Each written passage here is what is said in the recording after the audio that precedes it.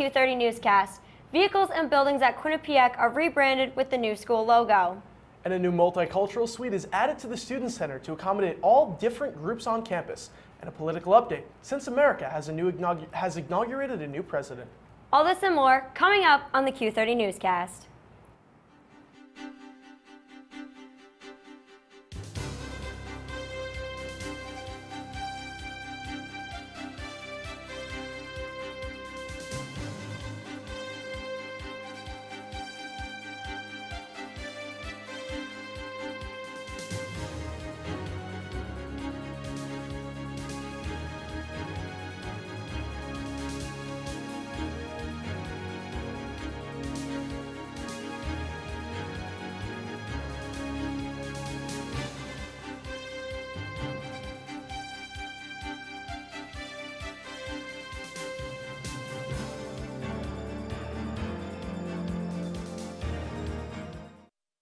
Good evening and welcome to the first Q30 Newscast of the second semester. I'm Carrie Golden. And I'm Mike Iozzo.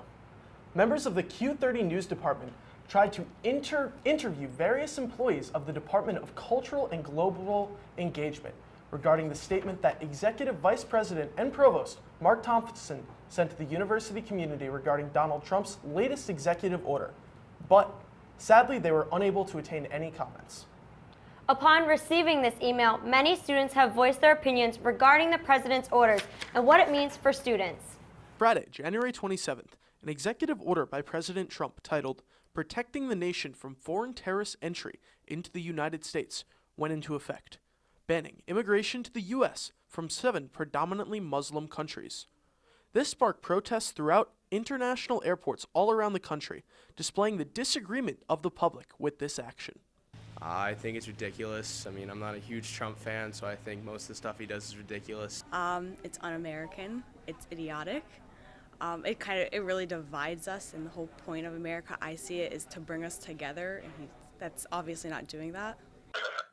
Upon reviewing the executive order, we support the 90-day travel restriction on the citizens from the 7 countries that President Trump stated, obviously with some exceptions.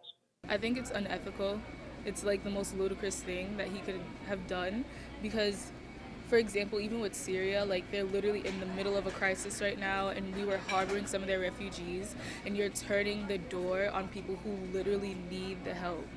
You see America as a land of opportunity, and I understand that you have to take precautions against terrorism, but I think just turning someone away based on their religion is a pretty extreme stance to take, especially in the first week of your presidency. The reason why we support this is because the 7 countries were selected previously based on President Obama and his national security team. We believe that allowing the United States 90 days to assess our vetting process for people coming to the country from those territories is definitely more than fair. This has affected many Americans, both here and in their respective countries, not allowing families to unite, and even affecting members of our own Quinnipiac family. There are people I know in my communities who are affected by this. It does hit pretty close to home. I have friends who are Libyan, I have friends who are from Iran, and I know that there are a lot of students who are from other countries who are a little fearful about the status of their student visas. I'm Mike Iozzo reporting for Q30 News.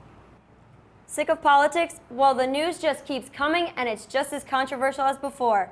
We have more updates on the Trump administration and some international affairs. We'll toss it over to John McMahon, who has our full political update. John? Thanks, guys. Newly appointed Secretary of Defense General James Mattis will visit Japan and South Korea, the United States' closest Asian allies. Japan has a clear message for the United States. They are equal partners. Tamaki Tsukada, a minister at the Japanese ministry in Washington, said that, quote, "We take this as a manifestation of the Trump administration's commitment to the maintenance of a very strong, robust, ironclad bilateral alliance.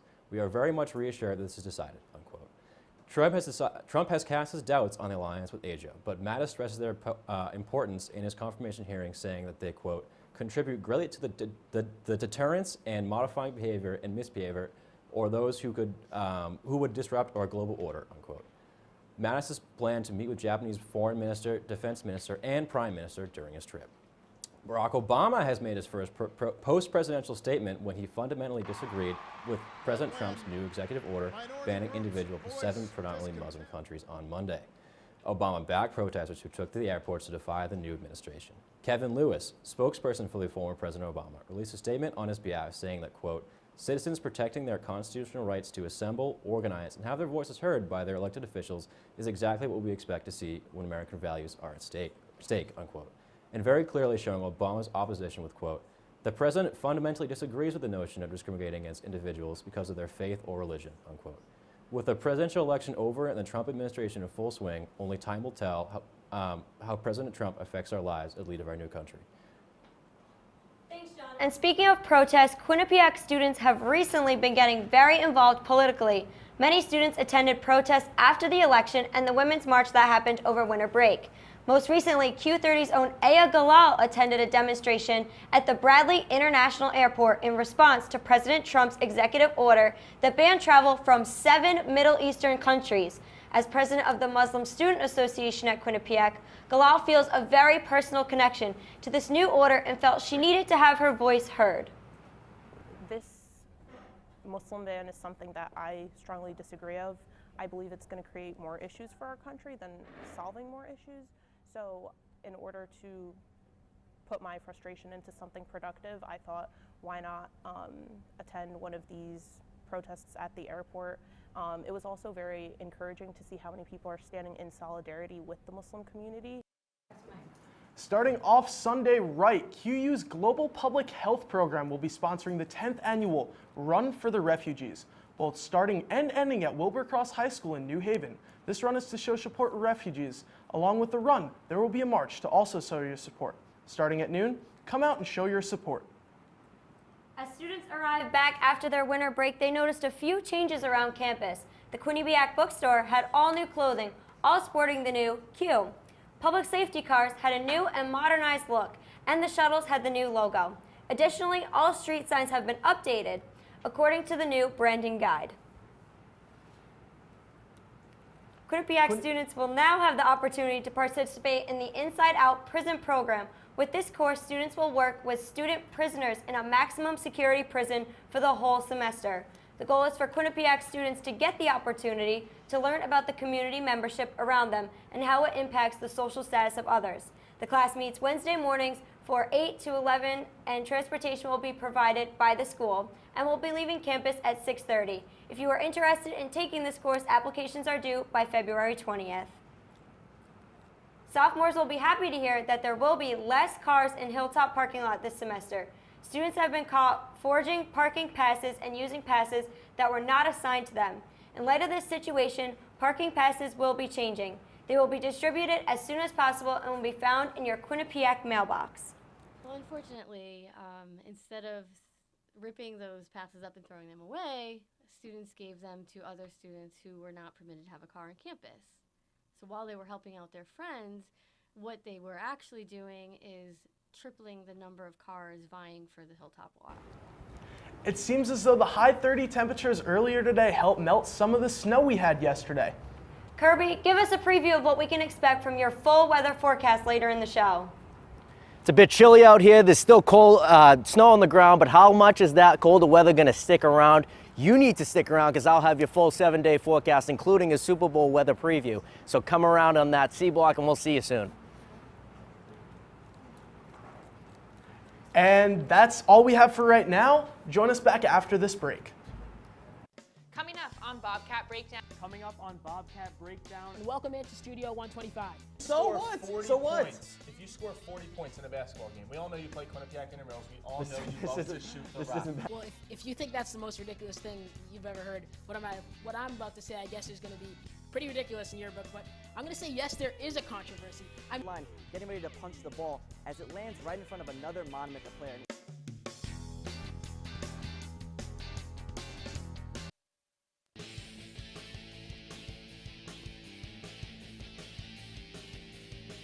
Hello, Quinnipiac hockey fans, and welcome to the Neutral Zone. Definitely St. Lawrence, and I think you're going to see the test coming up real soon. They might be having a bit of an adjustment issue without that CBS line, but don't count them out. At High Point Solutions Arena in Game 2 of Quinnipiac vs. Northeastern Series.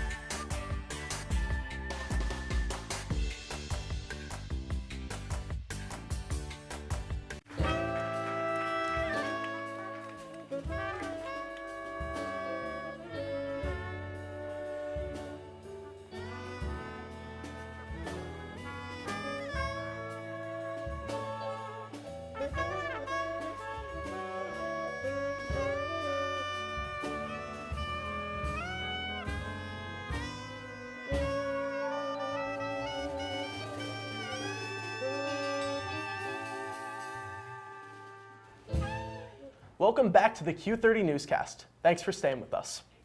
You have probably seen the new sign and have received a new menu in your Quinnipiac mailbox. Bobcat Pizza has changed to Falcon Pizza. Callie Keys has the story on why. As Quinnipiac students returned from winter break, many were surprised and confused to see that the recently established Bobcat Pizza had changed their name to Falcon Pizza. It's on the street right over there, so why would it be named Quinnipiac when the other college is like 10 miles away from us? It's just, it feels like a piece of just QU is kind of missing now. I don't know, I'm kind of confused. Like, why is it Falcon? What's the purpose of that? Like, what team is Falcon? The reason we picked the Falcon Pizza is our last name is Falcon. It's still the same owners, same employees, and same food and same qualities. So there's nothing changed besides the name. Q30 News received tips from students who said they had heard that the name change was caused due to a lawsuit Quinnipiac threatened Bobcat Pizza with. When we reached out to Quinnipiac, they declined to comment. Things are looking up for Falcon Pizza, as they plan to finally start accepting QCash. Probably 1 or 2 weeks we will have the machines. We're waiting from the Quinnipiac to send us the Q cards. Although the name has changed from Bobcat to Falcon Pizza, the owners are still here and are happy to serve Quinnipiac students. For Q30 News, Callie Keys. If you've been in the Student Center lately, you may have noticed a new wall that wasn't there before. Over winter break, construction started on the new multicultural suite, which will now be next to the Greek suite. A ribbon cutting to officially open the new space will happen Thursday, February 9th at 11:30. President Leahy and Vice President Thompson will both be attending and speaking at the event. Chief Diversity Officer Diane Ariza spoke to us previously about the importance of having this space on campus. So I think benefit is just because they'll be more connected to have these this levels of collaboration around programming, collaboration around just catching up with each other. And it's not just for the multicultural organizations, it's to cross-fertilize with student government and other agencies that are in the center. The WISH organization will be holding its annual benefit for the Women and Family Center. The benefit, the Vagina Monologue, is a montage of different monologues, all dealing with the same underlying theme, using the vagina as a tool for feminine empowerment. The event will take place from 5 to 7 on February 11th in the Buckman Theater, and the entry fee will be $5. Quinnipiac's very own Ireland Great Hunger Museum is ready to hire Quinnipiac students. Callie Keys has the story. Ireland's Great Hunger Museum is now opening their doors and hopes to employ Quinnipiac students and other Hamden residents as museum docents. Since we've opened, the executive director of the museum, Grace Brady, or myself have given all of the tours of the museum. So whether it is to school groups coming in or groups of senior citizens or Irish clubs, we've been giving all of the tours. So now we're looking to have some volunteers come in and become docents to lead some of those tours.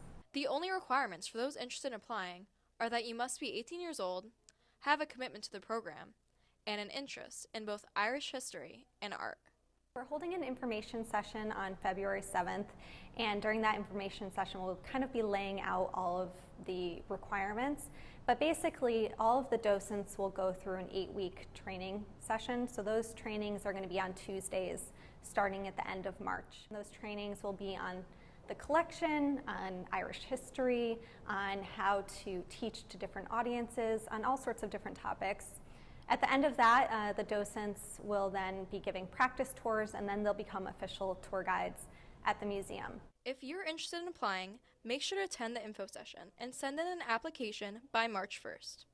For Q30 News, Callie Keys. Brooke Riley is standing by with an update on what is happening outside of Quinnipiac. Brooke, what do you have for us? Thanks, guys. There's been quite a lot going on in our nation recently, so let's get right to it. Chief Special Warfare Operator William Ryan Owens has been identified as the Navy SEAL killed in the raid on al-Qaeda, senior leaders in Yemen on Sunday. The raid, which was authorized by President Donald Trump, had been planned for months by former President Barack Obama. The intention was to seek information that could be used to prevent future terror attacks.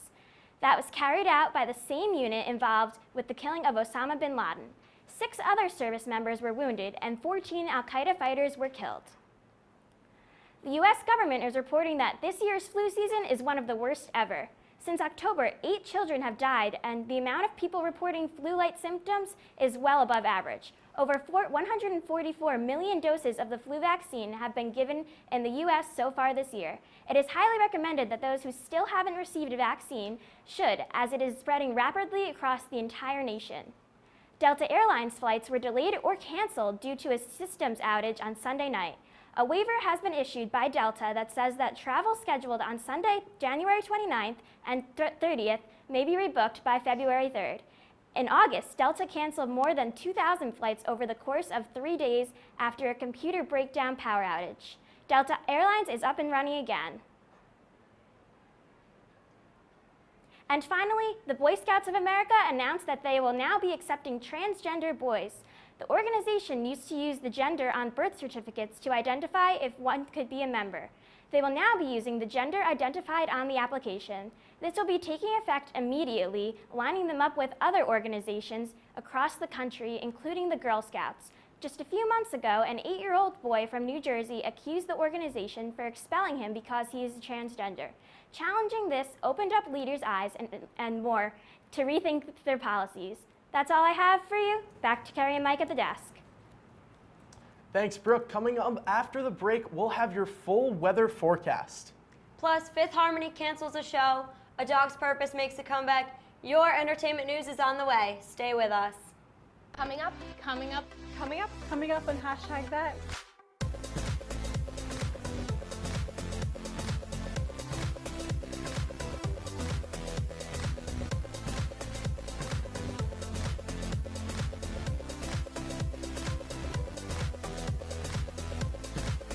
We are your source for Quinnipiac's entertainment news.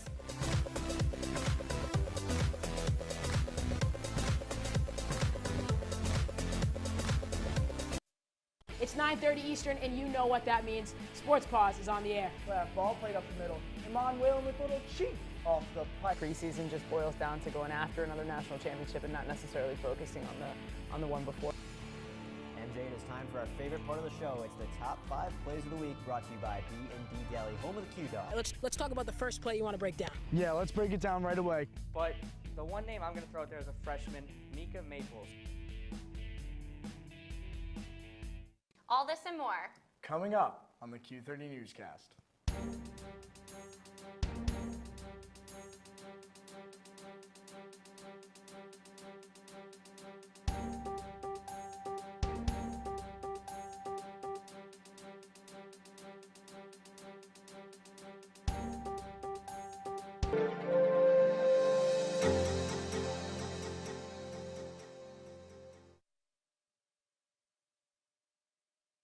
Coming up on Bobcat Breakdown. Coming up on Bobcat Breakdown. And welcome into Studio 125. So what?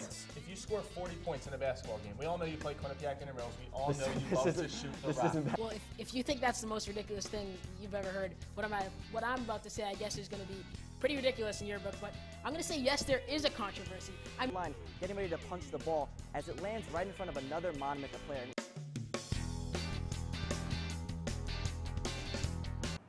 Welcome back, and thanks for staying with us. We have Kirby Paulson standing by outside the Student Center right now with our full weather forecast. Tell me, Kirby, there isn't any more snow on the way, right? Well, guys, it's cold out of here. As you can see, we'll take a look at tonight's forecast. 26 degrees, partly cloudy, winds coming out of the west-northwest at 3 miles an hour. We'll take a look at tomorrow's forecast. 36, partly cloudy. Make sure you put a jacket on. Again, winds west at 5 miles per hour. It's a little gusty out here tonight, though. I'll tell you that one. Tomorrow night's forecast, 19 degrees. It's going to be clear. Winds again at the west to northwest at 5 miles per hour. We'll take a look at the temperatures out in the rest of the neighboring areas here. Stores, Norwich, Hartford, Meriden, New Haven, New London, all teetering around that 40-degree line. Once you get inland, west a little bit, Waterbury sitting at 36. But again, those colder temperatures are going to stick around, as you'll see on this 7-day forecast. If you're trying to wear shorts this week, don't. It's going to be freezing out. 40 degrees again on Thursday, 32 on Friday, 33 Saturday. Sunday, Super Bowl Sunday, 38 degrees, a little bit rainy. Order your wings. Don't go out. Don't drive. Just have them ordered to you. Monday, 37. Tuesday, 38 and rainy. Wednesday might be looking up temperature-wise at 44 with a little bit of rain. Guys, back to you. Thanks, Kirby. You know, I really hope, Mike, that it doesn't turn out to be bad weather for the big game on Sunday. You know, that would just really put a damper on the day. It would be tragic. I don't think I'd be able to deal with that. All right, so we're going to move from weather to entertainment. Ed Sheeran, Fifth Harmony. Tell me, Alicia, what's going on in the entertainment world? Thanks, guys. Just minutes before they were supposed to go on, Fifth Harmony canceled their 2017 NHL All-Star Game performance Sunday afternoon. Zena Jane had been sick, but the group had a show must go on mentality until right before the performance when she was experiencing unspecified pain. She left the venue on a stretcher and the group had to cancel. This is yet another obstacle that the group has encountered since Camila Cabello decided to pursue a solo career. But not to worry, 5H fans. The girls posted on social media that they are ready to, quote, bounce back. The movie A Dog's Purpose had its own bounce back from the animal cruelty scandal this past weekend. The movie was accused of animal cruelty after a video from on-set filming was released earlier this month. The American Humane Association and the company that provided the dog trainer came to the agreement that there had been no animals harmed and that the footage released by TMZ was manipulated. Audiences took their word, and the movie came in at #2 in the box office during its opening weekend. It's an exciting time for Ed Sheeran fans. At the beginning of the new year, Sheeran returned from his long hiatus, released 2 new singles. Fans continued their enthusiasm when the music video for his new song, Shape of You, debuted this past weekend. The video takes an interesting twist, which I won't spoil if you haven't seen it already. The new single has been a hit for Sheeran, but in a recent interview with BBC Radio 1, Ed said the song wasn't originally written for him and that they, quote, sort of decided halfway through that we were just going to make it for me, unquote. As for Sheeran's 3rd studio album, we can expect the album titled Divide to release on March 3rd. That's all for your entertainment news. I'm Alicia Leo, and now back to you guys at the desk. After this short break, we will have all things new with Quinnipiac Sports with the elusive Matt Halpin. Men's hockey, men's basketball, and more right when we come back. Stay with us. Coming up, and hashtag that.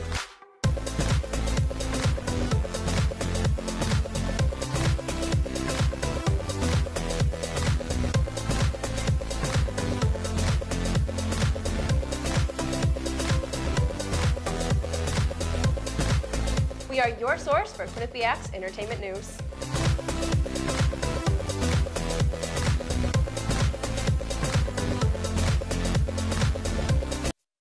All this and more. Coming up on the Q30 Newscast.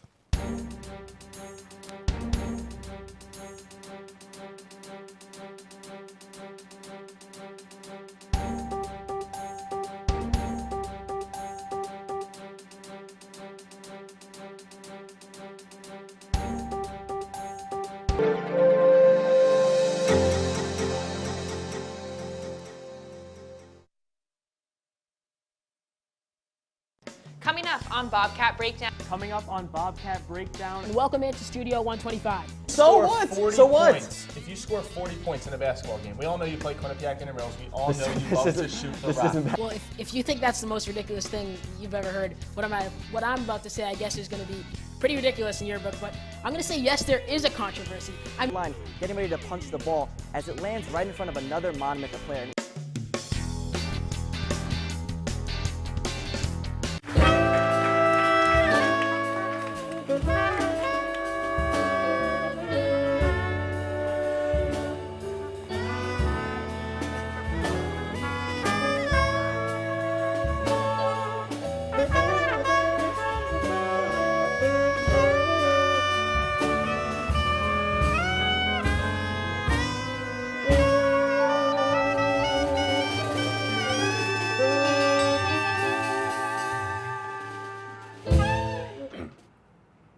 welcome back to the Q30 Newscast. The elusive Matt Halpin is standing by at the sports desk, ready to provide you with an update. Matt, take it away. Elusive indeed. Thank you, Carrie. Winter sports season is in its late stages, and it's time to sink or swim for all of the Quinnipiac winter sports teams. I'm Matt Halpin with your QU Sports Report. Let's get right into it. On January 31st, the Quinnipiac men's basketball team hosted the Siena Saints. Freshman stars Mikey Dixon and Peter Kiss both tallied 19 points, while junior Chase Daniels scored 18. However, these impressive player performances were not enough to atone for the Saints' overwhelming rebound domination, which eventually led the Saints to pull away and earn an 84-75 victory over the Bobcats. Quinnipiac is now 8-14 on the season and 5-7 in the MAC. Number 10, Quinnipiac women's ice hockey hosted the number 9 Princeton Tigers at noon on a Tuesday because, why not? From start to finish, the game was completely even except for one thing, the score. Though both teams mustered up 18 shots, Princeton were simply more clinical finishers. The game finished 3-0 in favor of the Tigers. But Quinnipiac coach Cass Turner was inspired by the performance and the resilience of her team. The Bobcats host Brown on February 3rd as they hope to end their 3-game losing streak. After a few days to recover from just their second MAC loss of the season against Iona, the Quinnipiac women's basketball team must look forward to the future. The Bobcats' 8 remaining games are all against MAC competition, and consistency will be the key for the Bobcats. They host Niagara, who are tied for last in the MAC, before facing mid-table Fairfield. If the Bobcats hope to retain their regular season MAC crown, they will have to win these games by a sizable margin. The QU men's ice hockey team hosted Arizona State in a rather exotic 2-game series. The Bobcats took the first game by a score of 5-2. The second game was a different story. We'll take you straight into that second game. We see here at the bank, ASU at Quinnipiac. First period now, senior captain Connor Clifton says R.I.P. If a man 195 pounds comes at you with that velocity, maybe you want to move out of the way next time. Later in that period, Joe Fiala in yellow is going to give up a 2-on-1, and come on, I could score on that one. Anthony Croston puts it past Andrew Shortridge, 1-0 ASU. Still in the first, Bronson Pakinchuk tees up and says see you later to that poor puck. 5-hole snipe on the power play, that's huge for Arizona State. Quinnipiac quick to respond in the second period though, as Tim Clifton is going to score his team leading 11th of the season on a rebound as Quinnipiac begins to crawl back. Here's the problem though, the Bobcats just could not finish. You see here, Tim Clifton's going to put another one in, but it would be waved off as he kicked it in. Now KJ Teffenworth is blocked. Now maybe Aldworth, nope. KJ again, nope. And Peeper, no. Someone burned that puck after the game. Scoring is so mainstream, as the Bobcats are about to show you, as they just could not do it. Only one more at the end of the game. They will lose 4-2 against ASU. That's going to do it with sports. I'm Matt Halpin. Now back to the desk. That's all we have for you tonight on this edition of the Q30 Newscast. Follow us on Twitter at Q30 News and see other episodes of our show and more content at Q30television.com. I'm Mike Iozzo, and from everybody at the Q30 family, I want to wish Carrie Golden, my lovely co-anchor, a very, very happy birthday. Thanks, Mike. Like he just said, I'm Carrie Golden. Good night, Quinnipiac.